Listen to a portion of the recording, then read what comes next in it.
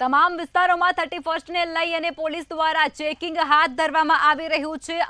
અલગ અલગ ટીમો બનાવી અને ભાવનગર સોમનાથ હાઈવે પર પણ પોલીસ દ્વારા ચેકિંગ શરૂ કરી નાખવામાં આવી રહ્યું છે। ત્યારે 31 ને ધ્યાને લઈ અને જે પોલીસ છે રાજ્યની તે અત્યારે ચોકન્ની થઈ ચૂકી છે। તેમના દ્વારા તપાસ હાથ ધરાઈ રહી છે। તમામ ચેકપોસ્ટો પર પોલીસ દ્વારા કડક ચેકિંગ હાથ ધરવામાં આવી રહી છે।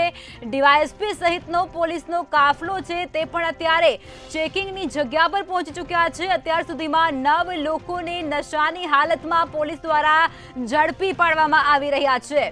तो समाचार मळी रह्या छे कि भावनगर सोमनाथ हाईवे पर पण पोलीस द्वारा सघन चेकिंग हाथ धरवामां आवी रह्युं छे। 31 डिसेम्बरने ध्यानमां राखी अने पोलीस एक्शन मोडमां आवी चूकी छे। तमाम चेकपोस्टो छे तेना पर पोलीस द्वारा कड़क चेकिंग कराई रह्युं छे। ત્યારે આજ મુદ્દે યોગેશ સંવાદદાતા ફોન લાઈન પર જોડાઈ ચૂક્યા છે। યોગેશ, સમાચાર મળી રહ્યા છે કે હવે તો હાઈવે પર પણ પોલીસ દ્વારા સઘન ચેકિંગ હાથ ધરવામાં આવી રહી છે અને 9 જેટલા લોકોને ઝડપી પાડવામાં આવ્યા છે। શું છે વધુ માહિતી?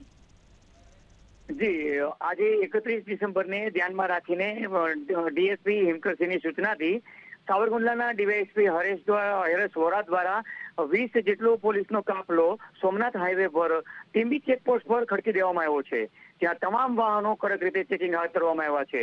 આ સિવાય હિંડોળા, નાગેશ્રી, વિક્ટર તમામ ચેકપોસ્ટો કાર્યરત કરી દેવામાં આવી છે। આવા સમાચાર મળી રહ્યા છે હાલમાં કે રાત્રિના કોઈ પણ નશા કરેલી હાલતમાં દેખાશે તો એમને પકડી લેવામાં આવશે અને કાયદેસર કાર્યવાહી કરવામાં આવશે। જી, માહિતી સાથે જોડાવા બદલ ધન્યવાદ।